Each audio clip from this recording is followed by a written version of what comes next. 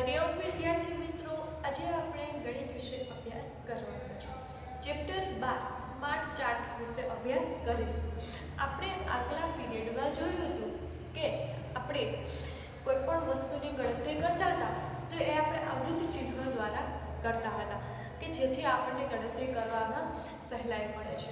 એટલે આપણે તે દિવસે જોયું હતું કે જે યામિની પ્રોજેક્ટ કરતી હતી પ્રાણીઓ ઉપર, એની ગણતરી આપણે આવૃત્તિ ચિહ્ન દ્વારા કરી હતી. એક આવું આવૃત્તિ ચિહ્ન જે 5ની ગણતરી કમ્પ્લીટ કરે છે, આવા આવૃત્તિ ચિહ્ન દ્વારા આપણે અભ્યાસ કર્યો હતો.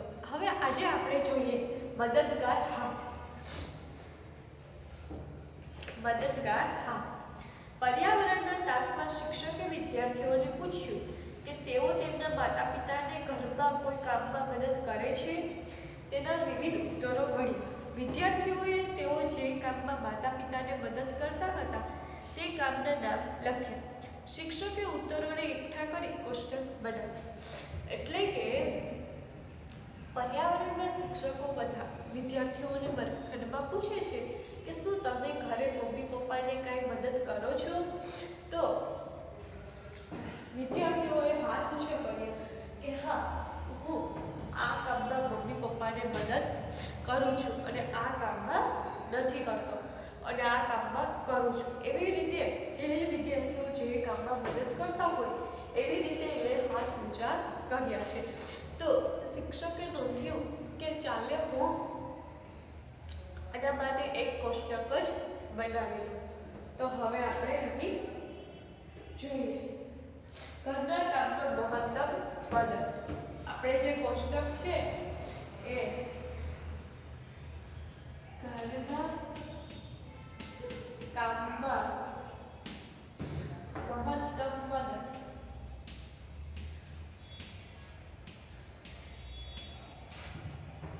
અને વિદ્યાર્થીઓની સંખ્યા.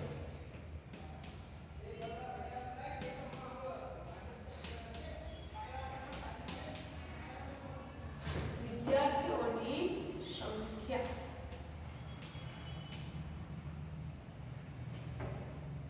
હવે બજારે જવામાં 47 વિદ્યાર્થી મદદ કરે છે.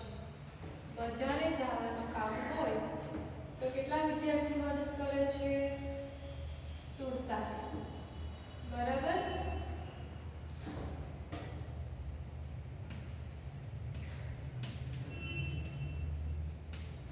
બજારે જવામાં 47 વિદ્યાર્થી. પછી વાસણ સાફ કરવામાં 15 વિદ્યાર્થી.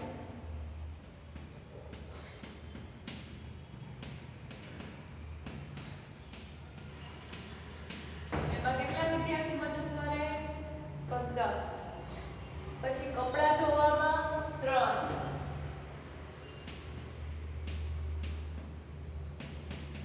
કપડાં ધોવામાં કેટલા વિદ્યાર્થી મદદ કરે? 0, 3. ખાવાનું બનાવવું અને પીરસવામાં 25 વિદ્યાર્થી.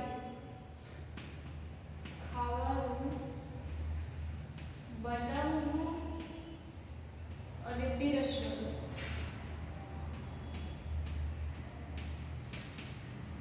એમાં કેટલા વિદ્યાર્થી મદદ કરે? 25.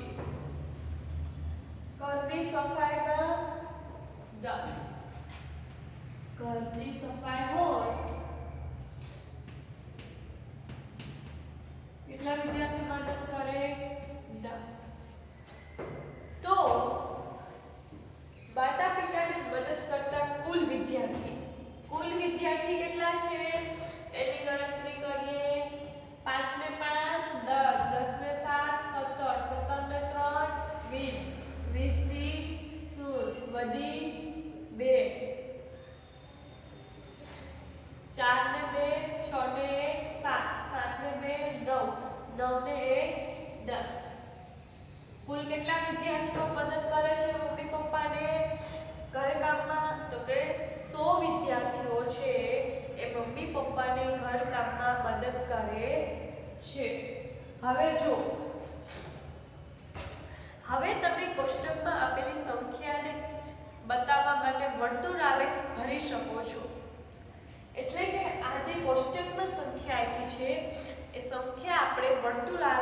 વર્તુળ આલેખ દ્વારા પણ ભરી શકીએ છીએ.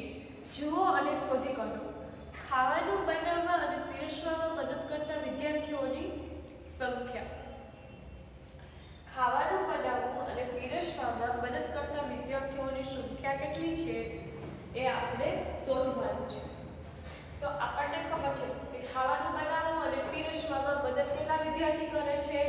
તો કે 25 વિદ્યાર્થી. તો જો અહીં હું લખું છું ખાવાનું બનાવવું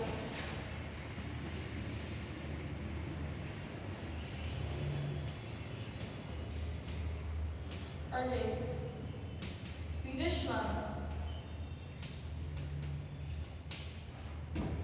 કુલ 25 વિદ્યાર્થી મદદ કરે. કેટલા? તો કે 25. અને કુલ વિદ્યાર્થી કેટલા છે? તો કે 100. 100 છે? તો કે હા. હવે અહીં 25 અને 100 છે તો એને આપણે લખી શકીએ છીએ કે 25 ગુણ્યા 4 લખાય? તો કે હા. તો 25 25 ઉડી જાય તો શું વધે? 1/4. એટલે કે ખાવાનું બનાવવા અને પીરસવામાં ટોટલ 1/4 એટલે કે ચોથા ભાગના વિદ્યાર્થીઓ છે મદદ કરે છે. હવે કુલ વિદ્યાર્થીઓના ત્રીજા ભાગના વિદ્યાર્થીઓ, કુલ વિદ્યાર્થીઓના અડધા ભાગના વિદ્યાર્થીઓ અને કુલ વિદ્યાર્થીઓમાંથી ચોથા ભાગના વિદ્યાર્થીઓ. અહીં આપણને પૂછ્યું છે કે આ કુલ વિદ્યાર્થી છે એમાંથી ત્રીજા ભાગના વિદ્યાર્થીઓ શું કરે છે, અડધા ભાગના વિદ્યાર્થી શું કરે છે, ચોથા ભાગના વિદ્યાર્થી શું કરે છે, એ બધા વિશે આપણે માહિતી મેળવવાની છે. અને આપણે શું કરવાનું છે? ત્યારબાદ આ વર્તુળ આલેખ પૂર્ણ કરવાનો છે. પહેલા એક વર્તુળ દોરવાનું છે. એ વર્તુળ આલેખ આપણે અહીં પૂર્ણ કરવાનો છે. તો આપણે પહેલા એક વર્તુળ દોરીએ. બરાબર?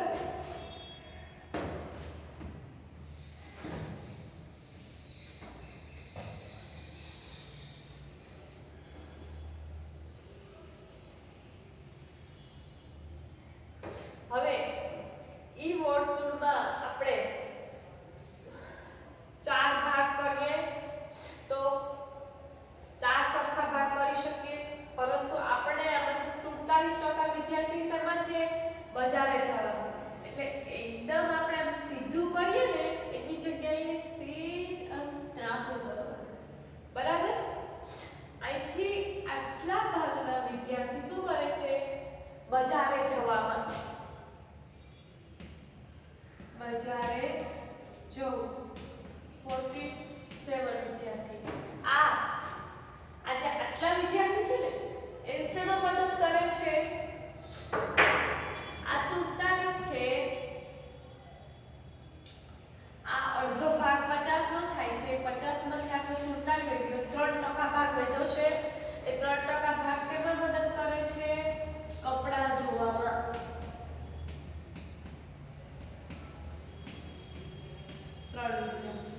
હવે 25% વિદ્યાર્થી છે એટલે અહીંથી સીધો અડધો ભાગ. આ 25% વિદ્યાર્થી શું કરે? ખાવાનું બનાવવું અને પીરસવું. ખાવાનું બનાવવું અને પીરસવું 25. હવે બે ભાગ વધ્યા. એક ઘરની સફાઈ અને એક વાસણ સાફ કરવા. તો એમાંથી આ 15% જે ભાગ છે એ વાસણ સાફ કરવા.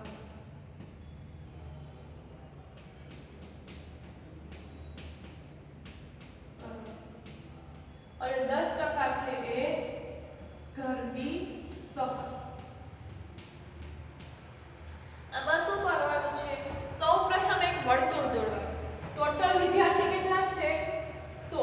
એટલે આખું વર્તુળ કેટલાનું છે? 100.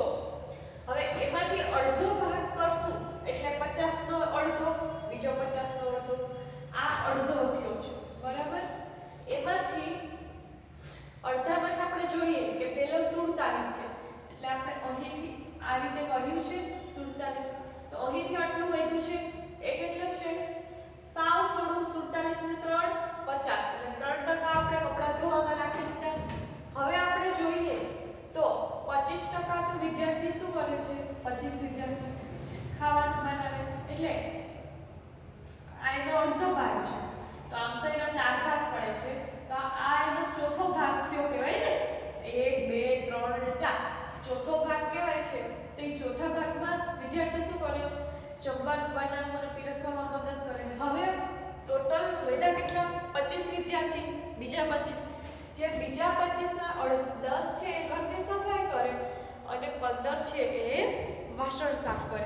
આવી રીતે આ વર્તુળ આલેખ છે એને આપણે તૈયાર કરવાનો છે. બરાબર? વર્તુળ આલેખ આપણે આવી રીતના તૈયાર કરવાનો છે. સમજાયું બધાને? હવે હું તમને એક અમો બીજો જ વર્તુળ આલેખ આપું છું.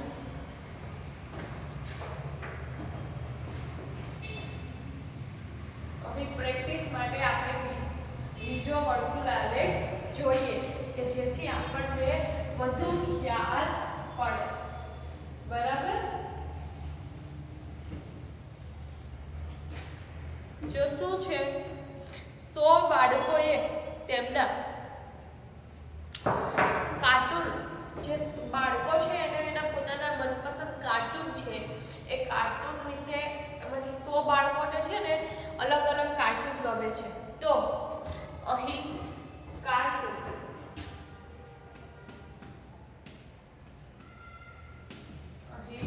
બાળકોની સંખ્યા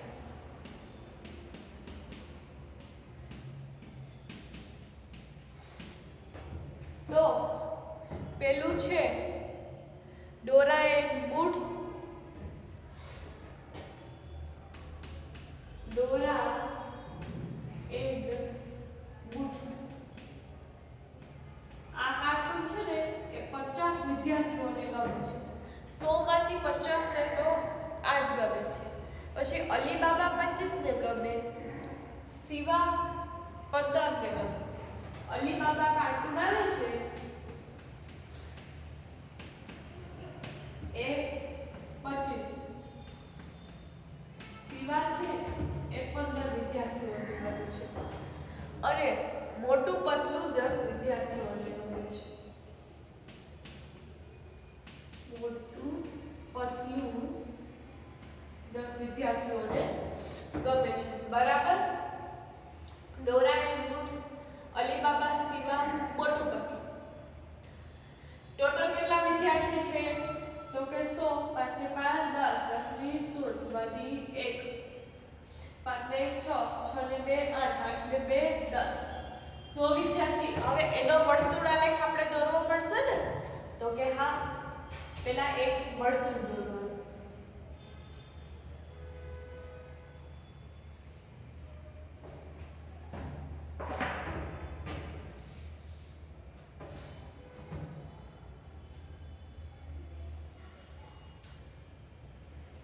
અહીં વર્તુળ છે એ વર્તુળના કેટલા ભાગ થાય? આ 50% નો ભાગ, આ 50% નો ભાગ, એમાંથી 50% ના પાછળ બે ભાગ થાય. 25 25 થયો. આ 50% ભાગ છે.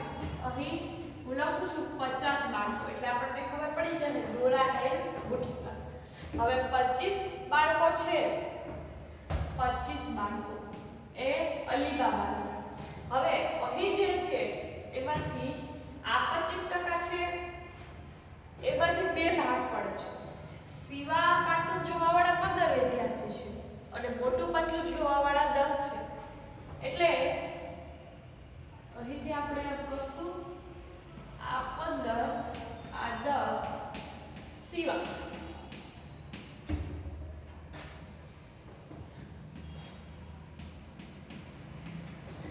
મોટું પતલું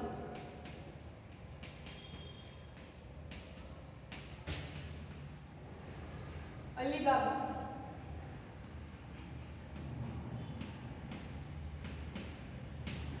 અને આ ડોરા એન્ડ બૂટ્સ.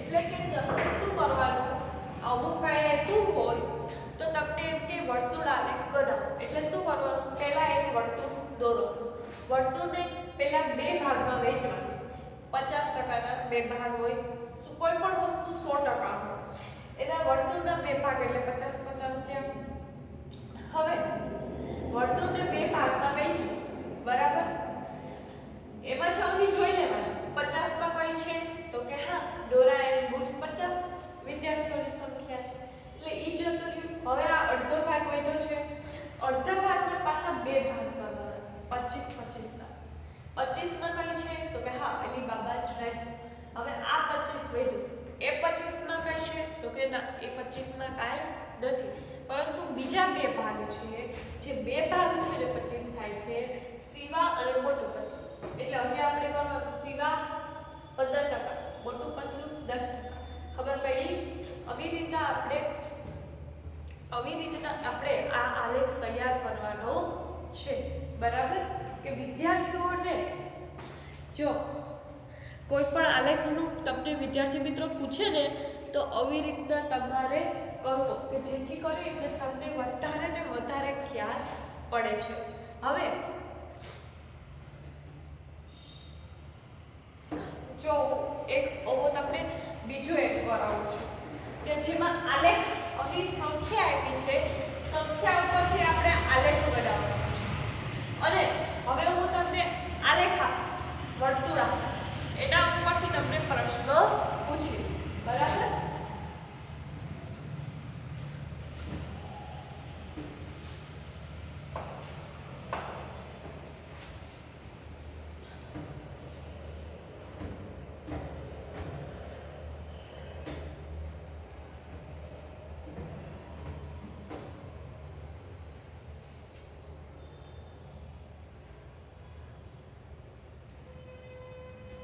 આ વર્તુળ છે હા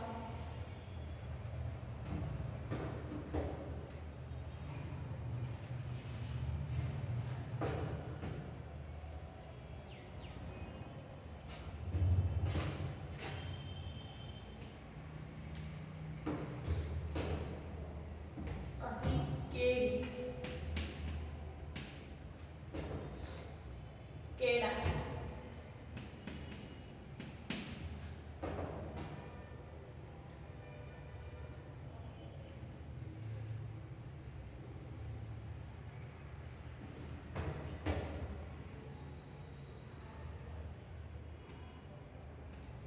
દ્રાક્ષ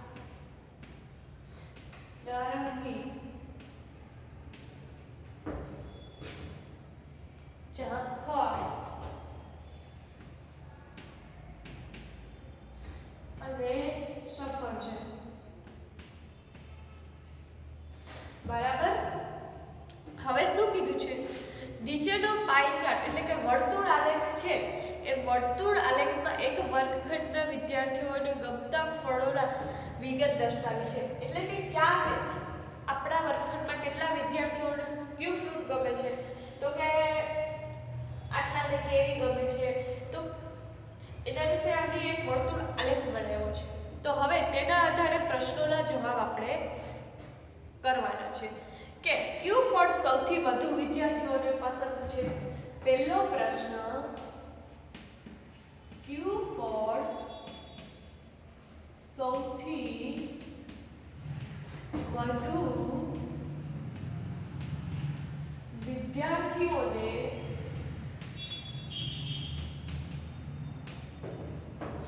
પસંદ છે તો તમને બધાને ખબર હોય કે આમાં જે ભાગ વધારે હશે ને એ જ વધુ હશે ને કારણ કે વધુ જે ભાગ અહીં જો ધારો કે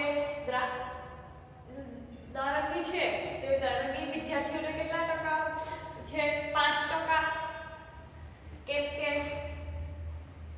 એવી રીતના કેરી છે તો કેરી તો સૌથી વધુ વિદ્યાર્થીને વધારે પસંદ છે કારણ કે કેરીમાં વર્તુળનો સૌથી વધારે ભાગ કેમાં છે કેરીમાં એટલે ક્યુ ફળ વિદ્યાર્થીને વધુ પસંદ છે તો કે કેરી જે ભાગ વધારે ઢંકાયેલો હોય એ વસ્તુ જે ભાગ ઓછો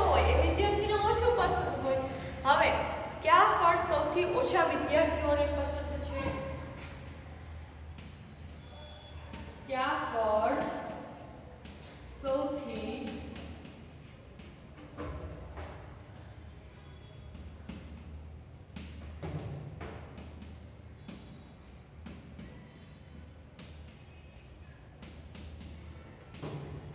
વિદ્યાર્થીઓને કયા ફળ સૌથી ઓછા પસંદ છે એવો પ્રશ્ન પૂછ્યો છે. તો આપણને ખબર જ છે કે વિદ્યાર્થીને કયા ફળ સૌથી ઓછા પસંદ છે, તો કે જામફળ અને નારંગી, કારણ કે ઈ બે છે એ સરખા ભાગ છે. જામફળ અને નારંગી.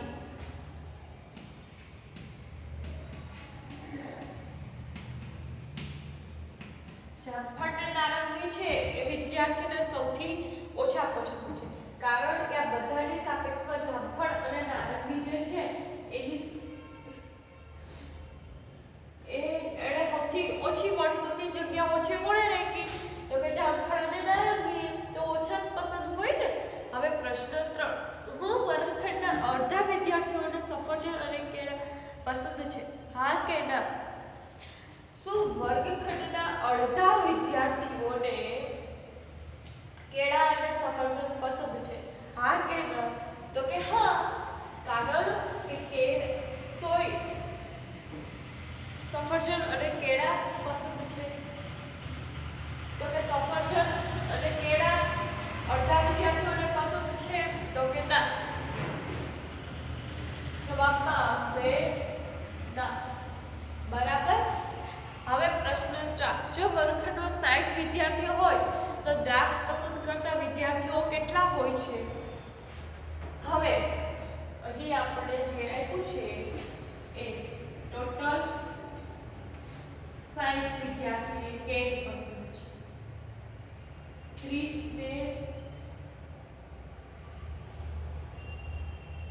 25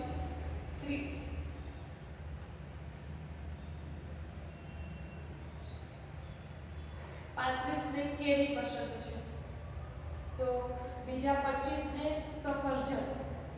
કેળા કેટલાને પસંદ છે? તો કે કેળા 20 વિદ્યાર્થીઓ અને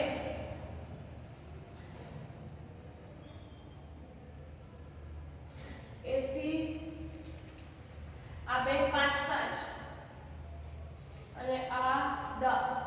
બરાબર. તો હવે પ્રશ્ન આપણને એવો છે કે જો વર્ગખંડના 60 વિદ્યાર્થીઓ હોય તો દ્રાક્ષ પસંદ કરતા વિદ્યાર્થી કેટલા છે? દ્રાક્ષ પસંદ કરતા વિદ્યાર્થી અહીં કેટલા છે? 10 વિદ્યાર્થી છે ને. તો કે 10 વિદ્યાર્થીઓને દ્રાક્ષ પસંદ છે. બરાબર. આવી જ રીતના આપણને પહેલા સંખ્યા આપી, સંખ્યા ઉપરથી વર્તુળ આલેખ બનાવવાનો કે તો પણ આપણને આવડવો જોઈએ, અને વર્તુળ આલેખ આપ્યો હોય તો વર્તુળ આલેખ ઉપરથી આપણને પ્રશ્નોના જવાબ પૂછે તો આપણને પ્રશ્નના જવાબ આવડતા હોવા જોઈએ. હવે પછીનો અભ્યાસ આપણે નેક્સ્ટ પીરિયડમાં કરીશું. હરિ ઓમ.